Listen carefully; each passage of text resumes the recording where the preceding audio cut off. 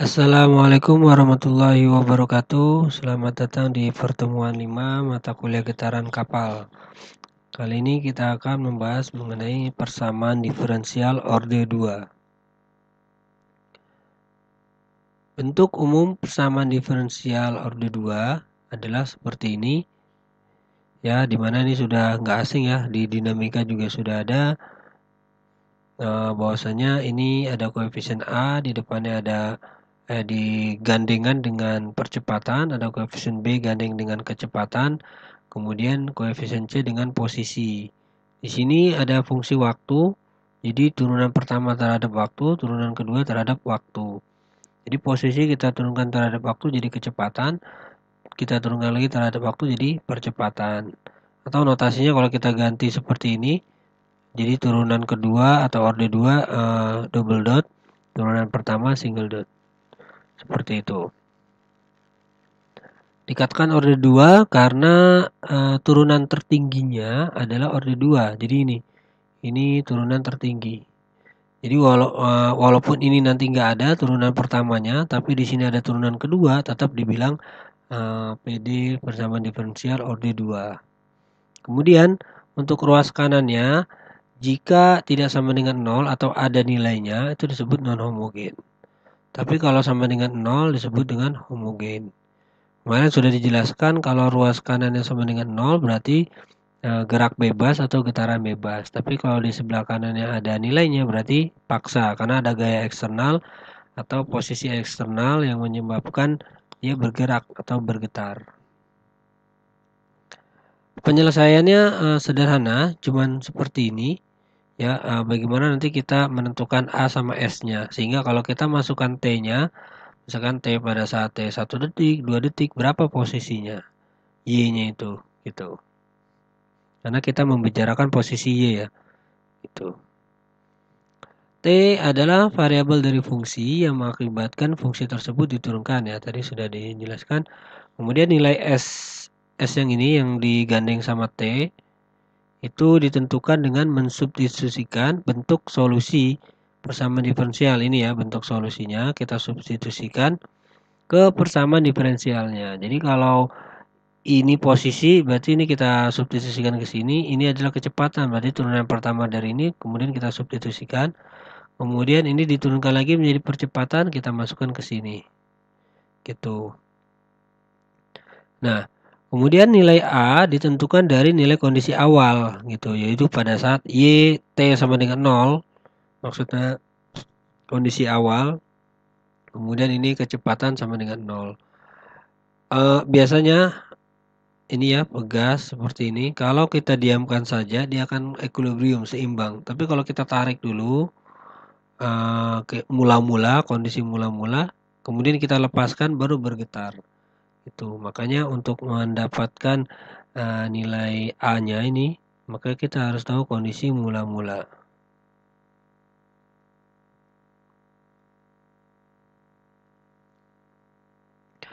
Jika S-nya saja yang diketahui, ini A-nya belum, karena kita tidak tahu kondisi awalnya seperti apa, itu disebut solusi umum.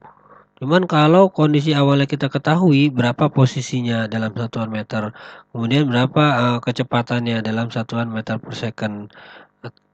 Nah, barulah itu disebut dengan solusi khusus, karena nilai S sama A-nya sudah diketahui. Kalau kita masukkan T-nya, AS sama A-nya sudah diketahui, maka posisinya ketahuan berapa. Tapi kalau cuman S-nya saja, A-nya kan belum diketahui. Jadi kalau kita masukkan T-nya berapa, sekian sekian sekian, kita masih belum tahu posisinya berapa. Ini turunan pertama dan turunan keduanya. Singkatnya kan ini yang gandeng, ini kan diturunkan terhadap T, maka yang gandeng sama T itu diturunkan. Yang gandeng sama T kan S, turunan pertamanya berarti dia pindah ke depan. Kemudian ini turunan pertamanya, turunan keduanya pindah lagi ke sini. Jadi ini S kuadrat. Nah, substitusikan ya. Jadi yang posisi turunan pertama, turunan kedua kita ganti sehingga menjadi seperti ini. Ya. Nah, kemudian karena ini sama, kita keluarkan AST-nya. Tinggal ini.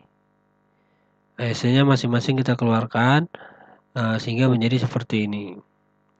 Nah, karena AST tidak sama dengan 0, karena harus mempunyai nilai, itu kan yang dicari, gitu kan, solusinya ini yang kita cari, maka ini dikali berapa biar supaya sama dengan 0, harus dikali 0 dong, gitu, maka AS kuadrat plus BS plus C itu harus sama dengan 0. Nah, kalau ini kita ingat persamaan kuadrat ya, jadi nanti harus ada 2 akarnya, karena biar dia jadi persamaan kuadrat kan harus ada S sama S, ini dikalikan jadi S kuadrat. Jadi minimal dia harus mempunyai 2 akar, ya bukan minimal, harus mempunyai 2 akar gitu. Nah, itu bisa dicari dengan menggunakan seperti ini ya. Atau nih kalau saya breakdown jadi S1 sama dengan min B per 2A plus akar, ini biasanya disingkat diskriminan B kuadrat min 4AC per 2A. Kemudian yang kedua, min B per 2A minus akar D plus 2A. Gitu. Jadi yang satu akarnya plus, yang satu akarnya minus. Gitu. Nah, diskriminan itu ya ada mempunyai 3 kemungkinan. Yang pertama, jika lebih besar dari 0, maka akar-akarnya itu berbeda dan real. Jadi S1 akan berbeda dengan S2. Kalau sama dengan 0, dia sama. Akar kembar ya. Dan real. Kemudian kalau kurang dari 0, maka dia bilangan kompleks. Karena apa? Karena ada mengandung imajiner. Kenapa bisa begitu? Ya kan? Karena solusinya kan gini. S1, 2 sama dengan min B per 2A plus minus AK minus D. Ya kan? Kalau kurang dari 0 kan berarti minus per 2A. Nah, inilah yang di dalam akar minus menjadi imajiner, jadi bilangan kompleks. Gitu. Nah, yang sebelah sini itu yang real, itu yang alfa. Kemudian ini kalau minusnya hilang, cuman kita ganti imajiner, berarti yang ini adalah beta. Gitu. Oke. Penyelesaiannya gimana? Kalau lebih besar dari 0, maka tinggal masukkan saja S1, maka akan menghasilkan A1. Ada 2 ya, karena ini ada 2 akar, maka ini juga ada 2. Yang pertama, suku pertama kita notasikan A1, suku kedua kita notasikan A2, karena S-nya ada 2. Kemudian D sama dengan 0, itu kan akarnya kembar, gitu ya. Ini S sama S, cuman nanti yang suku keduanya kita kalikan dengan T. Kemudian kalau kurang dari 0, ya kan, maka solusinya kan gini. Ya kan, AA plus IB sama A minus IB. Singkatnya nanti hasilnya jadi seperti ini. Nah, kemudian penjelasannya akan dijelaskan di sini. Nah, kan tadi S yang pertama kan plus, S yang kedua min, gitu ya. Ini kita ganti C dulu biar tidak rancu. Jadi solusinya kan tadinya A, E, S, T. Kalau untuk yang S pertama maka ini jadi A pertama. Untuk S kedua maka ini jadi A yang kedua. Cuma ini kita ganti C dulu. Karena ini kan nanti bisa diganti apa aja lah. Karena ini kan masih konstanta. Kemudian ini karena penjumlahan. Ya, pangkat yang dijumlah berarti kita bisa kalikan. Ini T-nya kan masuk dulu. Jadi C1 E alfa T E IBT. Nah, ini seperti minggu kemarin sudah kita pelajari bahwasanya untuk Euler seperti ini, ya ada imajiner, kemudian ada sudut, ada theta, maka bisa jadi cos theta plus minus I sin theta. Kemudian jadi seperti apa? Nah, jadi yang sebelah sini ya kita breakdown. Ini jadi seperti ini jadi seperti ini. Itu cos beta T I sin beta T. Cos beta T min I beta T. Nah, seperti ini. Jadi C1-nya kita masukkan ke dalam. Punya ke sini juga. C2-nya masuk ke dalam. Nah, punya ke sini sama punya ke sini. Nah, karena ini punya kesamaan, ini kita kelompokkan. Ya, yang mana kebetulan ini juga yang real sama-sama cos, jadi kita bisa enak kita kelompokkan C1 C2 cos beta, kemudian yang imajiner sama C1 min C2. Nah, ini imajinernya di sini di luar. Gitu. Karena solusi yang diharapkan dalam fungsi bernier real, maka diambil C1 plus C2 A1 langsung sepaket, kemudian imajiner C1 min C2 A2. Maka ini yang tadi ya, penjelasannya bisa seperti ini.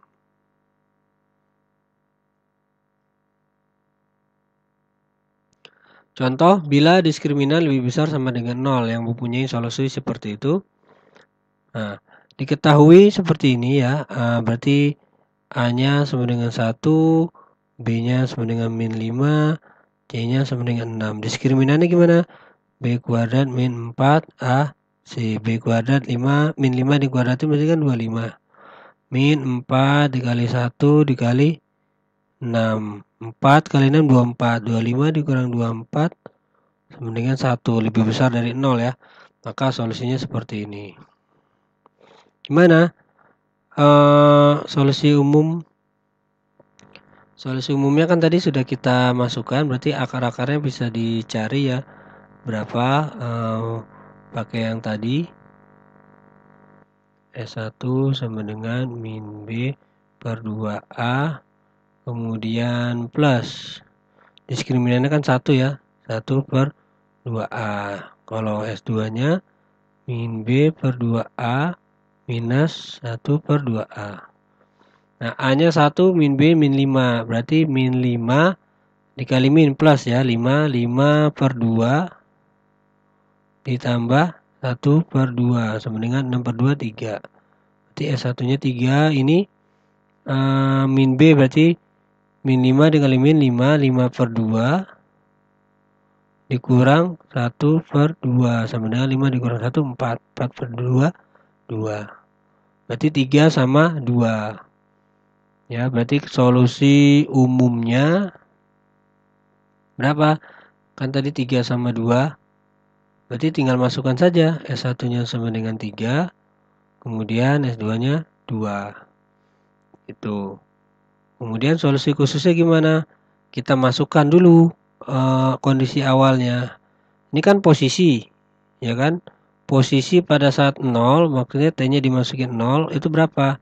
Jadi ini kan 3 kali 0, 0. 2 kali 0, 0. Pangkat 0, 1. Berarti tinggal A1 ditambah A2 berapa? Posisi pada saat 0, 1. Berarti A1 ditambah A2 sama dengan 1. Nah, kemudian kecepatannya berapa? Ini kita turunkan. Berarti 3-nya pindah ke depan, 3 kali A1. Kemudian 2-nya pindah ke depan, 2 kali ini. Kemudian pada saat 0, kecepatan awalnya itu sama dengan 0. Berarti ini kan 3 kali 0, 0. Berarti pangkat 0, 1. Tinggal 3A1 ditambah 2A2 itu sama dengan 0. Nah, kita eliminasi akan ketemu A1 dan A2-nya. A1-nya min 2, A2-nya 3. Udah kita masukkan ke tadi, ke sini. Kan tadi kita belum tahu A-nya. A1-nya berapa, A2-nya berapa. Sehingga akan ketemu seperti ini. Nah, sehingga kalau kita masukkan, kita plotkan lah dalam bentuk grafik. Misalkan T-nya 0 sampai T-nya 100. Ya masukkan aja di sini, nanti posisinya kelihatan. Seperti apa. Untuk contoh 2, ketika D-nya sama dengan 0, maka solusinya seperti ini ya. Itu. Nah, contohnya seperti ini. Ini A-nya sama dengan 1, B-nya sama dengan 6, C-nya sama dengan 9. B kuadrat min 4 A, C. B-nya berapa? 6. 6 kali 6, 36. Dikurang 4 dikali 1 dikali 9. 36 dikurang 36 sama dengan 0. Nah, solusi umumnya seperti ini. Karakteristiknya kan ketahuan nih kan. Nanti pakai yang tadi ya. Akan ketemu sama-sama min 3. Ya udah kita tinggal masukkan saja sini 3 min 3. Untuk mengetahui solusi khususnya sama seperti tadi. Pada saat posisi 0, Y sama dengan 0, berarti ini kita masukkan T sama dengan 0, berarti Min 3 kali 0, 0. Berarti E pangkat 0, 1. Min 3 kali 0, pangkat 0, 1. Jadi A1 ditambah A2T, ya kan? T-nya juga sama dengan 0 di sini. Sehingga suku kedua habis. Sehingga A1 sama dengan berapa tadi? 1. Karena ini kan hasilnya 1. Y pada saat kondisi 0 itu kan 1. Gitu. Jika A1-nya 1 langsung ketemu. Kemudian untuk kecepatannya kita turunkan min 3 pindah ke depan, jadi ke sini. Ini min 3 lagi pindah ke depan seperti ini. Ya. Kemudian T-nya kita turunkan 1. Itu.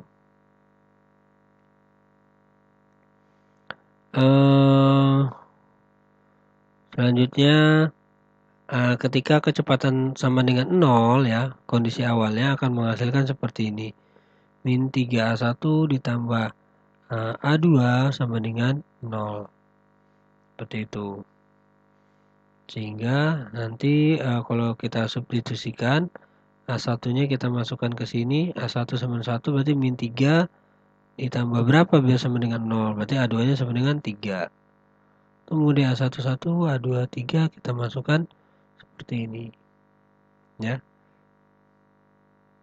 Lanjut, nah ini biasanya yang sering terjadi, yang sering dipakai ini adalah ketika diskriminannya sama dengan 0. Nah ini kan kalau kita cari A-nya sama dengan 1, B-nya sama dengan 0, C-nya sama dengan 4. Jadi B kuadrat min 4 A, C. B-nya berapa? 0. Min 4 dikali 1 dikali 4 sama dengan berapa? Min 16. Berarti kan kurang dari 0, hasilnya minus diskriminannya. Sehingga kita pakai solusinya seperti ini. Nah, solusi umumnya gimana? Ya, karakteristiknya kan seperti ini ya. Min B per 2A plus. Ini kan minus ya.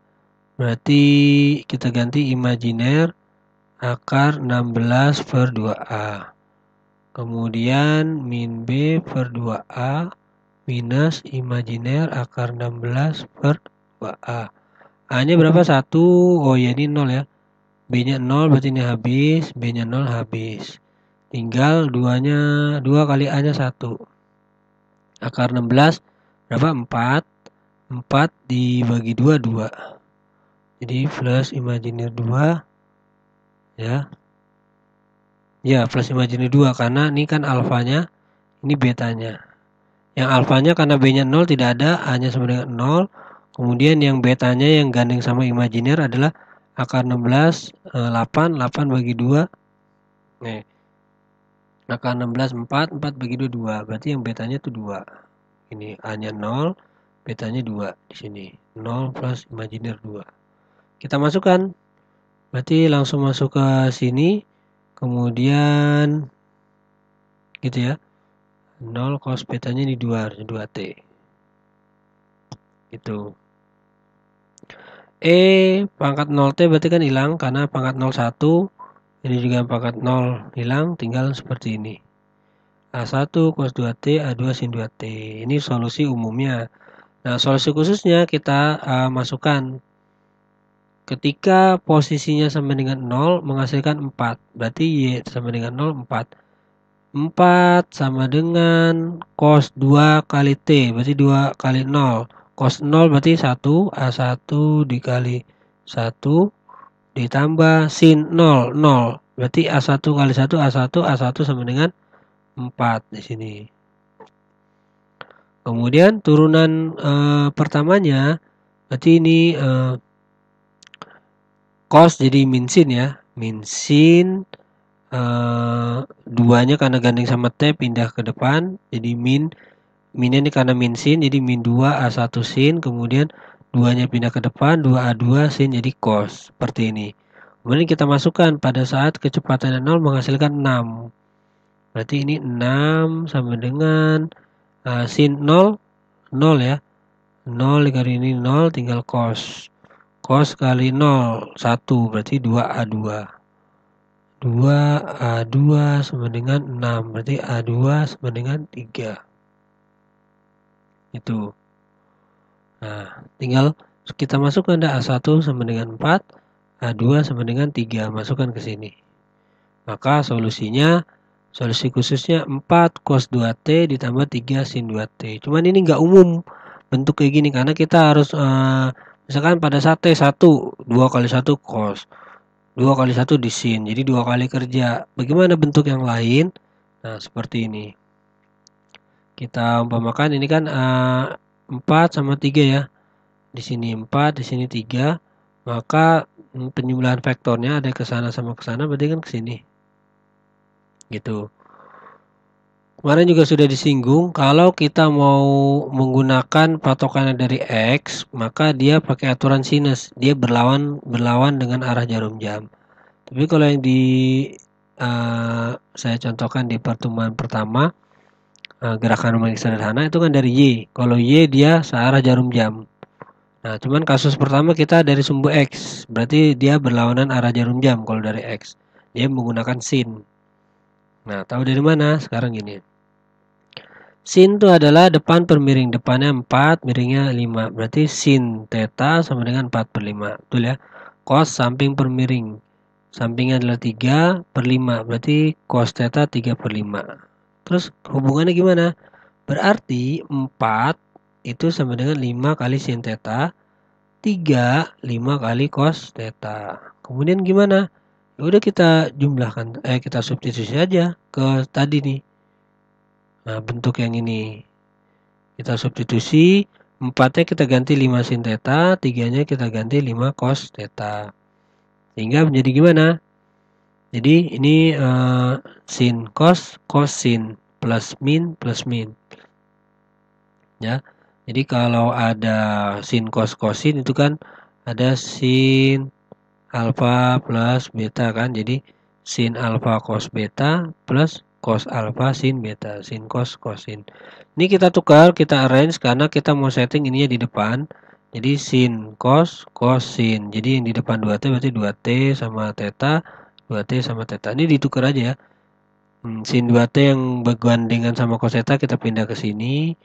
Ini cos 2T sama sin theta kita pindah ke sini. Sama aja. Jadi akan menghasilkan YT 5 sin 2T plus theta. Kan lebih ringkas ya, kita masukkan T-nya 1 udah selesai. Permasalahannya tetanya dari mana? Ya udah kita tinggal ambil tangan depan per samping. Depannya berapa? 4, sampingnya 3. Berarti tan inverse dari 4 per 3. Ketemu berapa derajat? Itu. Ya. Misalkan ini ada sudutnya tetanya ketemu 10 di sini, 10 derajat. Berarti udah nih tetanya 10. Gitu. Nah, ini solusi lain dari yang bentuk yang atas tadi. Sekarang bentuk yang kedua, kalau kita menggunakan sudutnya dari sumbu Y atau pakai cosinus. Gitu. Gimana sih jadinya? Ya, sin depan pemiring depannya berarti 3 per 5. Kebalikannya ya. Cosnya berarti 4 per 5. Sehingga 3 itu ada 5 sin theta. 4 adalah 5 cos theta. Kalau kita masukkan menjadi 4 sama dengan 5 cos theta, 3 tuh 5 sin theta. Jadi aturannya gimana nih? Cos sin. Nah, kalau cos sin berarti cos alfa plus beta. Nah, ini nanti kebalikannya nih, plus min jadi min plus. Jadi cos sama sin. Cos alfa cos beta minus plus sin alfa sin beta. Sama seperti ini. Sehingga nanti karena kita menginginkan 2T-nya yang di depan, yang tetanya di belakang, maka ini kita tukar. Ya. Cos 2T, cos theta, sin 2T, sin theta. Sehingga nanti ini jadi dikurang. Alfanya dari mana? Tetanya dari mana? Ya berarti pakai tangan aja. Depan per samping. Depannya berapa? 3, sampingnya 4. Berarti tangan 3 per 4.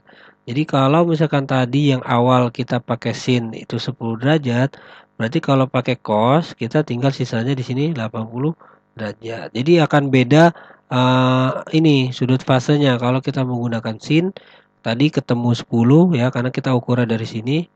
Kalau kita menggunakan cos, kita ukuran dari sini ketemu 80 derajat. Karena ini nggak berubah, posisi ini tuh nggak berubah, tinggal kita pandang dari sumbu X atau kita pandang dari sumbu Y. Kalau kita pandang dari sumbu X, maka kita pakai sin. Sin kemudian dijumlah. Kalau kita pakai Y, maka kita pakai cos dikurang. Seperti ini. Terus sama gak dua persamaan itu? Nah, ini kita lihat bedanya di sini. Nah, jika taruhlah kita frekuensinya atau omeganya tuh 0,25 pi radian per second atau gampangannya 45 derajat per detik. Jadi 1 detik dia bergerak 45 derajat, detik kedua 45 derajat lagi, dan tetanya tuh 45 ini ya. Ini 45, ini juga 45. Itu. Gimana? Tadi kan sudah dijelasin bahwasanya kalau yang sin kita ukur dari sumbu X. Sumbu X arah jarum jam sebesar 45, maka posisi awalnya atau T0 itu di sini. Kalau kita plotkan dia posisinya di sini. Kemudian kalau kita menggunakan cos berarti kita ukur dari sini kan, dari Y sebesar 45 derajat. Tapi di sini dia minus. Minus berarti kebalikannya ke kiri. Berarti dia berputar ke kiri. Karena positifnya dia searah jarum jam ke sini. Maka negatifnya kebalikannya. Kalau sin, positifnya dia berlawanan arah jarum jam ke sini. Itu. Nah, ini karena minus berarti dia ke kiri. Berarti posisi pada saat T0 itu di sini. Minus 45 berarti di sini. Pada saat detik 1 kali 45 derajat per second, maka dia akan bergerak 45 derajat. Kalau dia pakai sin, berarti dia ke kiri, ya, berlawanan arah jarum jam sebesar 45 derajat. Berarti posisinya di sini. Ini karena dia bergerak 45 derajat dikurang 45, 0. Maka karena patokan sumbu Y 0 derajatnya berarti dia nggak mempunyai sudut. Karena patokannya dari sumbu Y, dia 0 derajat. Sama aja posisinya di sini juga pada saat detik pertama. Detik kedua berarti di sini 90 kan berarti. Detik kedua berarti 2 kali 45 90 dikurang 45 berarti 45 diukur dari Y di sini. Sedangkan ini berarti kan 90. Ya kan? Detik kedua kali 45 derajat per detik berarti kan 90. Berarti sini 90 dari kondisi awalnya 1 2.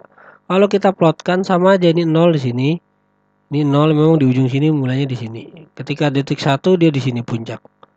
Detik kedua dia sini, detik ketiga sini. Artinya setelah diplotkan akan sama kurvanya. Walaupun memang kalau kita lihat dari sininya tuh mulainya beda karena memang kalau sin kita searah jarum jam, jadi kita lihat di sininya.